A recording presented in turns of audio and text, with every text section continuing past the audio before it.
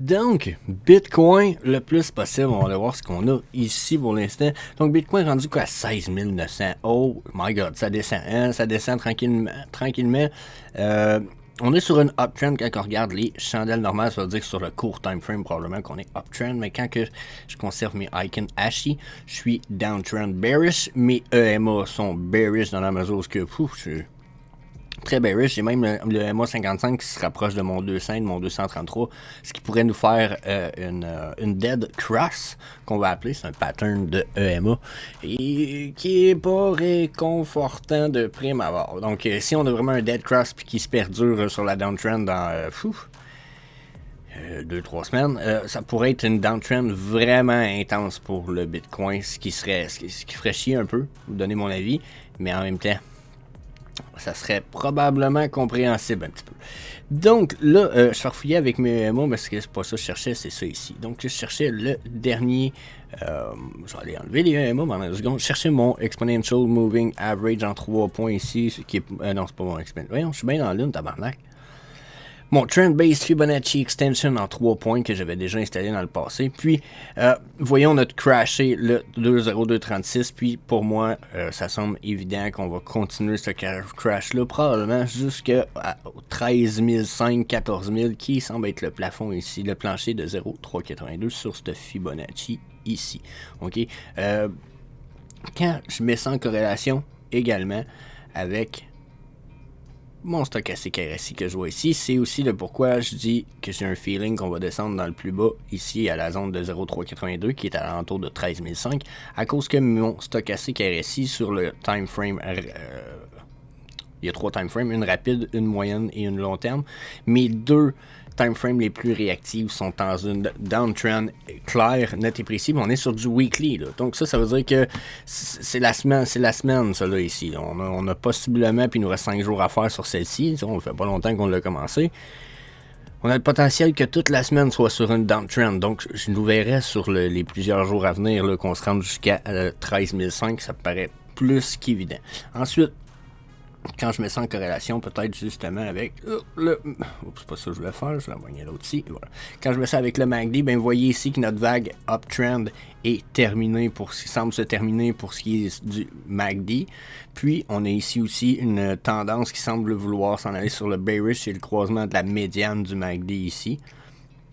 Donc son moving average par rapport à sa vague. Donc bearish ici, on est sous la médiane 0 de l'histogramme en plus, ce qui est généralement les uptrends sont très peu puissantes, puis les downtrends sont puissantes puisque justement on est sous la médiane 0 de l'histogramme ici. Donc attendez-vous que si on a une downtrend, la prochaine soit violente. Puis bien entendu, c'est quelque chose que j'aime pas dire parce que je ne le crois pas. Je pense qu'on devrait avoir beaucoup trop d'achats avant de se rendre là, mais 13 000 me paraît sensé. On a 9 000 ici à 0.5 qui est comme le 10 000. Moi, je pense que 10 000, c'est notre plus bas qu'on peut descendre. Je pense qu'il va y avoir un arrêt psychologique et un plancher psychologique pour beaucoup de gens. Beaucoup de gens qui ne voudront pas le laisser descendre plus bas. Par contre, la Golden Pocket, c'est entre 6 000 et 10 000. Donc là, ça va être à surveiller solidement pour les jours à venir. Donc là, bearish sentiment. Si on s'en va sur le daily à cette heure, puis que je me permets d'enlever mon trend base retracement sur le daily, qu'est-ce que j'ai droit ici? Ben, regardez sur le daily, probablement que ma journée va être retour uptrend au minimum pour, comme je vous dirais, pour la journée. D'après moi, on va avoir une journée uptrend ici si on a une chandelle, mais d'après moi, ça ne durera pas beaucoup plus qu'une journée ici, là. Donc, vous voyez qu'on est downtrend sur le long time frame. Donc, d'après moi, on va avoir une petite vague, puis on va aller terminer cette downtrend-là. J'espère que la termination de cette downtrend-là sera peut-être pas trop intense, parce que comme je disais, on pourrait descendre directement dans les 14 et dans les 10 000.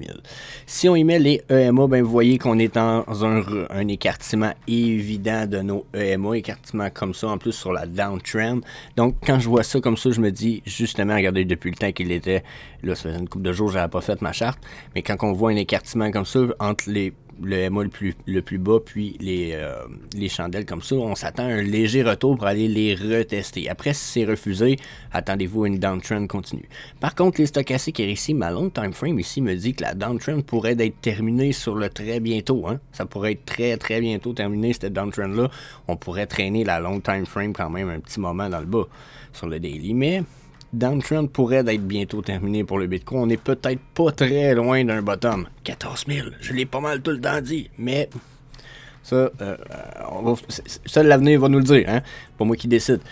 Donc, ça c'est pour Bitcoin quand je regarde ça comme ça. Je me rappelle avoir déjà mis un Fibonacci Speed Resistance. Pour ceux qui se rappellent un peu ce que c'est, ça se trouve être une espèce de fan de Fibonacci qui se base sur des marges de Fibonacci. Puis on peut voir souvent que ces marges-là, quand je dis des marges, ça se trouve être les lignes de couleur ici, trouve être des moments importants. Vous voyez ici, on a eu une montée de cette ligne-là, boum. Ici, on a rebondi dessus 2 fois avant de s'en aller un peu plus sideway. Donc là, en ce moment, c'est un peu la même chose qui se passe. Vous voyez, on a passé cette ligne-là depuis qu'on l'a monté, on a fait un top. Là, on est en train de faire un bottom. On a été touché ce bottom-là. Là, depuis, on fait du sideway. Donc, d'après moi, ce qui va se passer, ça va être sideway un petit peu comme ça pour une chute éventuelle. Peut-être pour aller retester ici là, les 15, 14. Là, regardez comment ça ferait du sens là, que là, 1, 2, 3, 4 jours, on a touché 14 000, puis qu'après, on s'en aille sur un sideway jusqu'à temps qu'on repasse peut-être ici, qu'on aille retester des 20 000, ou etc. Donc, mon feeling est pas mal là pour l'instant. Le MACD m'indique aussi que la downtrend n'est pas nécessairement terminée, malgré qu'elle se fatigue, probablement à cause de la uptrend qu'on voit ici sur mon stochastique RSI. Pour moi, on est dans le vague légère pour les jours à venir, plus retour dans le trend. Quand je dis vague légère, là, attendez-vous pas à ce que ça monte au-dessus de 21 000, mais vous pouvez vous attendre à ce que ça descende peut-être jusqu'à 10 000 dans un espèce de... On sait pas ce qui peut se passer, hein, avec ce qui se passe avec FTX et etc. C'est assez huge, là, hein, oubliez pas, là-dessus, not your key, not your crypto. C'est pas, vous avez pas une clé en arrière de tout ça, là, avec le beau petit carton de la phrase mnémonique, là, hein? Vous avez pas ça, là, avec la belle petite phrase dessus, puis vos... C'est pas vos cryptos, pas vos cryptos. Donc, moi, j'aime la Sandex. J'ai aucun problème, exemple, avec la Sandex pour ceux qui sont sur le OMI, puis qui ont acheté qui achètent du OMI sur la Sandex. C'est leur 3e bear market. Genre, ils ont fait leur preuve déjà. C'était l'ancien Binance, malgré le fait qu'il y avait déjà eu un petit problème. Donc, pour moi, il semble quand même relativement fiable encore. Ok, sauf que je laisse quand même pas toutes mes OMI là. J'en ai une partie sur Vivi, mais sinon... Dernièrement, j'ai 33% de mes OMI qui vont s'en aller là-dedans. LiPol Cold Wallet, pour ceux qui veulent s'en payer un, au top de la technologie, cette petite bullshit-là, pour vrai de vrai, là, fucking shit, genre Airgapid, genre une petite belle bébelle, puis lien dans la description, si jamais vous en intéresse. Au top de la technologie, je vous le dis, c'est... débile, au-dessus de 10 000 coins. Ça supporte le OMI version Ethereum et non GoChain. Donc, alors, je vous le dis, belle bébelle, belle quality, beau stuff. I like it so much. So, yeah, on va retourner à notre... on va retourner au Bitcoin Daily. Non, cette fois, on est sur le 4 heures. Là, je vais aller voir le 4 heures avec vous rapidement, voir si justement on est encore sur le bullish momentum. Les EMA viennent d'être testés. Par exemple, ça c'est intéressant. Regardez sur le 4 heures, on vient de tester nos EMA 8, 13 et 21. Mais sous mon avis, refus en cours. Regardez ce qui est en train de se passer. Là, on est en train de faire une flat zone. Fait que d'après moi, ce qui va se passer, c'est qu'on peut même aller tester le 17006 pour le Bitcoin. Mais après ça, attendez-vous à une downtrend. Puis ça risque d'être la termination de la downtrend qu'on voyait sur le daily ici. Vous voyez que la downtrend ici, avec ma ligne verte du stochastique n'est pas terminée. D'après moi, c'est ce qui va se terminer ensuite. Puis, on risque d'être... d'après moi, ça va peut-être même casser ici notre MACD. Ce qui pourrait annoncer une downtrend quand même importante. Surtout qu'on est encore sous l'histogramme de la ligne de zéro de l'histogramme du MACD. Donc, bearish sentiment, je suis presque dubitatif là-dessus, la gang. So, yeah. OMI! Psst, hey, justement, on s'en va voir la charte du OMI, puis je peux pas te promettre des prédictions ou des prix exacts ou quoi que ce soit, mais le OMI a touché 0,00090, genre, à matin. Genre, il manque à peine rien, là, genre même pas, genre 1% d'une scène pour qu'on tombe à 0,0008. Comme j'en avais déjà parlé, fait que si tu veux pas manquer de perspective de même, une couple de temps, moi j'en parle de ces prix-là, puis de la perspective que ça s'en venait, du bear market, d'un paquet d'affaires. J'ai pas parlé du Black Swan Even, mais qu'on a en ce moment avec FTX, mais j'avais quand même prévu ces prix-là. Pourquoi? Parce que peu importe ce qui arrive, bear market, se passe toujours les mêmes choses. So, yeah. Je pense que ça vaut la peine que tu t'inscrives à la chaîne si c'est pas déjà fait. Je dis ça, je dis rien. Donc, pour ce qui est du Omi, on va commencer ça sur le weekly, les EMA right away. Regardez le EMA, on est très bearish. Rien à dire, on a fait des refus du EMA 8, 13, 21, donc crash. Pas de surprise là, genre quand c'est un refus des EMA de même, là, il se passe quoi après? Ben il se passe un crash là, regardez la dernière fois, un petit refus des EMA. Et on essaie de passer par-dessus, hop, on refuse. C'est le weekly, là. C'est sûr que sur le weekly, ça a été violent, mais on peut prendre ce refus-là si vous voulez, regardez. C'est un refus des EMA. C'est un refus de percer des EMA. Et on retourne au point initial, un petit peu plus haut. Mais là, ce coup-ci, on l'a défoncé, le point initial là, du début de vague. Là, là on est en train de le défoncer solide. Donc, oubliez ça pour les EMA, on n'a rien de très bullish, au contraire. Quand j'ai regardé le stochastique RSI, ben regardez, mes deux time frames les plus basses, ils sont comme fucking downtrend de même. C'est pas bon signe. Surtout que celui de stochastique RSI en vert, qui est le long time frame, lui, il est sur une flatline de même. This is not a good sign. Really not. Puis là, on va y aller un peu trendline aujourd'hui, plus qu'indicateur semi-automatique, parce que, regardez bien ça. Ça, c'est notre EMA, là, on est sur le weekly, donc là, vous voyez quasiment toute la charte du OMI, ok? Qui existe sur le weekly. Quasiment. Il en manque une partie un peu ici, là, mais les crises des maudites bonnes bases sont là, ok? Là, on parle de 2021 ici. Ok? Donc, c'est quand même très bien, ok? Si je me fais à ces trendlines-là un petit peu, déjà, regardez, j'en ai placé une, là, c'est une résiste. Regardez si je mets des tops ici, là, dans le passé. Là. Regardez comment ici, là, ça a servi de support. De façon quand même super importante, hein. Ça a quasiment refusé de percer. Là, on l'a percé. Puis, on a failli y retourner. Puis ici, regardez comment on vient de faire un refus de percer cette résistance-là. Donc moi, quand je vois ça, je me dis, OK, fait que là, ça, c'est ça serait pour être le top du biseau descendant, parce que j'ai l'impression que c'est ça qui se dessine solide, là. Si je viens installer ce bottom-là, regardez, il est installé là sur celle-là, qui est un des plus fiables qu'on a eu, puis sur celle-là ici, quand même, qui nous date du mois de juin, OK? Regardez comment en ce moment, on vient de s'asseoir dessus avec nos deux dernières chandelles. Donc ça me donne un gros feeling que là on aurait trouvé probablement des zones de support qui pourraient nous supporter.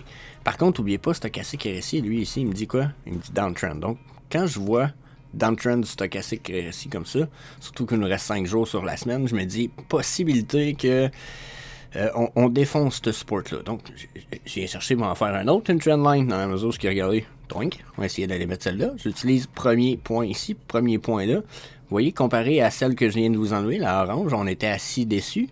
Mais on a défoncé ici une petite fois, un petit flash. Ici aussi, on était un petit peu plus loin que ma ligne orange, je vous dirais. Donc, si je mets ça comme ça, probablement qu'on a plus de fiabilité avec celle-là ici.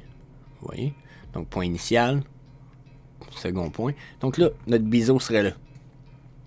Biseau descendant. Qu'est-ce qui se passe avec les biseaux descendants généralement? Éventuellement, on va finir par le défoncer sur la uptrend. Sauf que là, si je me fie au biseau descendant que j'ai ici puis que ça devient vraiment mon support, regardez le prix le plus 0,00078. C'est genre... C'est 7%, 7,8% de 1 cent. C'est ça? 1 cent? Même pas. En tout cas, c'est... Ouais, c'est ça. Je pense que c'est 7% d'une cent. C'est complètement ridicule. Là. Puis si on continue puis qu'on descend plus bas dans les prochaines semaines, on peut y aller quand même tranquillement. Si on défonce pas ce support-là, là, au moins on risque de rester dans les 0,6 au maximum d'ici à février, par exemple. Mais quand je regarde ça ici, je me dis que ça, pour l'instant, ça me semble être l'ultime support. Je pourrais essayer d'en mettre d'autres peut-être de plus bas, mais... Voyez-vous que les prochains supports existants là, sont dans ce style-là. Là. On veut peut-être pas aller trop bas dans nos supports éventuels futurs. Peut-être que celle-là pourrait être fiable. Mais j'aime beaucoup me fier à mes lignes. Ici, regardez comment on revient faire un toucher ici. Tout de suite après, on remonte, on vient flasher ce petit top-là. Donc, mon feeling, c'est que ça ici, c'est ce qui se prépare pour la charte. On s'en va jouer là-dedans pour les prochains mois. Donc, on va peut-être flasher un petit peu. puis flasher un petit peu dans le haut comme ça. Mais selon mon avis, on reste là-dedans jusqu'à temps qu'on n'ait pas des bonnes nouvelles. Autant pour l'implantation du Hoop et du Omi et d'un paquet d'affaires que pour le market. Le market général, global, Bitcoin, stock, le truc financier là, qu'on a, là, le crash financier 2023, la récession. Je pense que c'est ça. Donc, mon feeling, c'est que c'est possible qu'on aille dans le plus bas. Par contre, pensez-y, hein, à 0,005 puis à 0,0008, ça vous fait pas mal de Omi du 100$. Hein? Puis je dis ça du 100$ parce que pour moi, c'est le coup, c'est le minimum investment quand tu achètes du Omi, c'est minimum 100$. Donc, yeah. Dites-vous que même s'il monte à 25 cents, 100$ du Omi, au prix présentement, ça vous fait quand même une coupe de petites piastres dans vos poches. Donc, yeah. Je pense que c'est une belle opportunité d'acheter le Omi. En ce moment, là, aussitôt qu'il descend en bas de 0,001, puis qu'on perd un 3, on passe de 2 à 3-0 après la virgule, c'est là, mon avis. Let's go, achetez à toutes les semaines. C'est pas grave, vous pourrez pas perdre d'argent. Vous allez dire, ouais, mais Jeff, je vais peut-être être capable d'acheter 0,05 dans 2 semaines, 1 mois.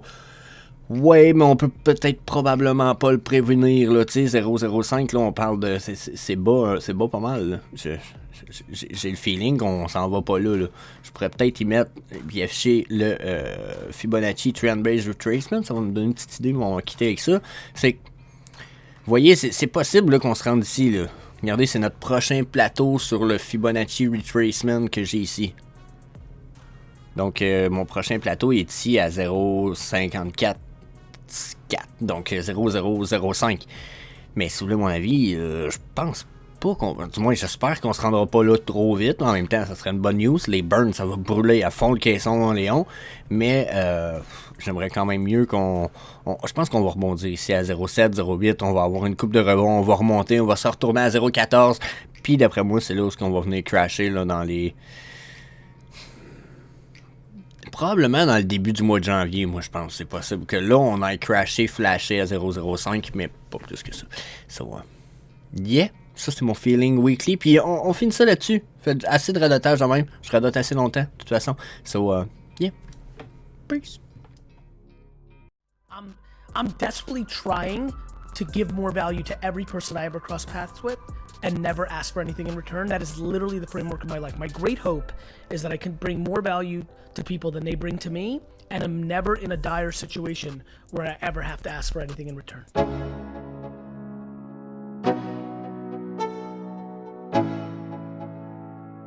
Let's go. Yo. I'm like an addict, do I gotta have it. I ain't even playing, got a really bad habit. If it moves, gotta grab it, fuse like a magnet. Lose, won't have it till I'm doomed in a casket. I ain't playing, got a weird mind. If you work 8 hours, I'ma work 9. If the shit tastes sour, you should taste mine. I'ma stay in power for a long time.